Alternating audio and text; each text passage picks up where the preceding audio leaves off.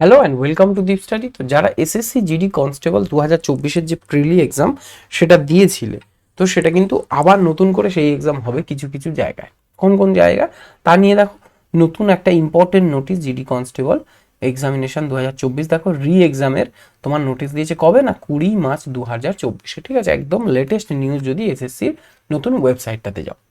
তো সেখানে কি বলছে না, নোটিশটাতে ঠিক এইরকম রয়েছে, আমি একটু জুম করে দেখানোর চেষ্টা করব।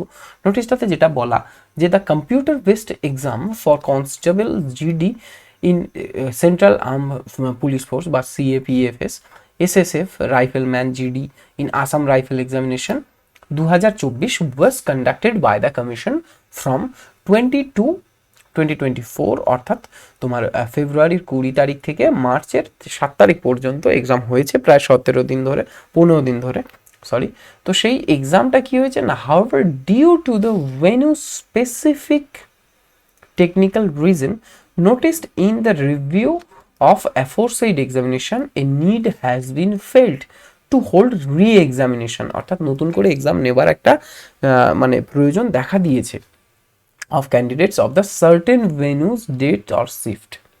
অর্থাৎ বেশ কিছু নির্দিষ্ট, একদম নির্দিষ্ট কিছু ভেন্যুসে অর্থাৎ পরীক্ষা কেন্দ্রে ডেট শিফট।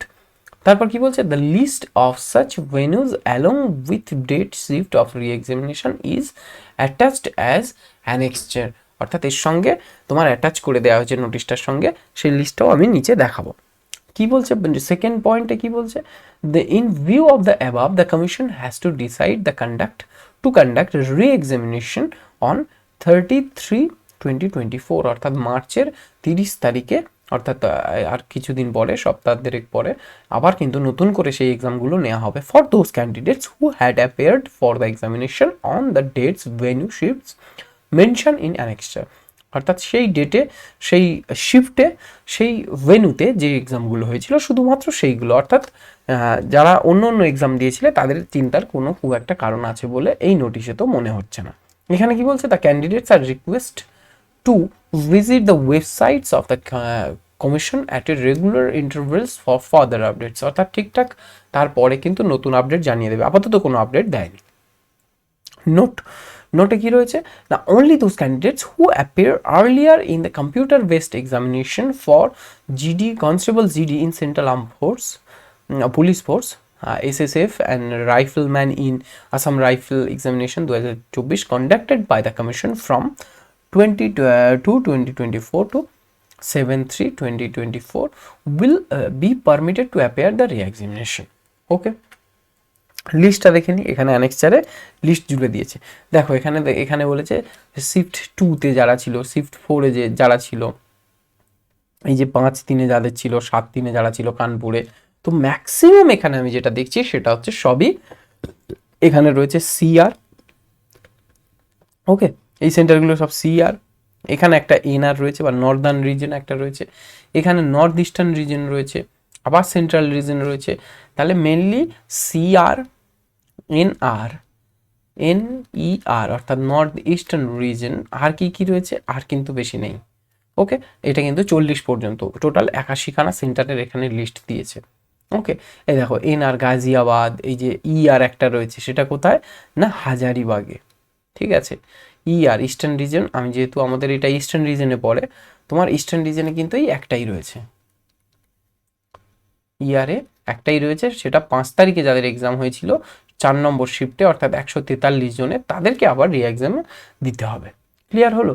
এটা হচ্ছে কোথায়, তোমার হাজারিবাগে। আরেকবার তোমরা দেখে নেবে, এখানে খুব ছোট ছোট লেখা রয়েছে, তো আমি পিডিএফটা পুরো টেলিগ্রামে শেয়ার করে দিয়েছি, ওখান থেকে তোমরা চেক করে নাও। আর কি রয়েছে দেখো, বাকি সব কিন্তু সিআরই রয়েছে, আমি এখানে খুঁজে খুঁজে আর বেশি পেলাম না। এই একটা ওয়েস্টার্ন রিজন রয়েছে ডাব্লিউআর, বাকি সিআর আর এনআর এই সব জায়গাগুলোতে হয়েছে। টোটাল কতজনের আবার এক্সাম দিতে হবে সেটা হচ্ছে 16,185 জন এখানে কিন্তু দিয়েছে। টোটাল 81খানা শিফট, 81খানা শিফটে কতজন, 16,185 জনকে কিন্তু আবার রি এক্সাম দিতে হবে।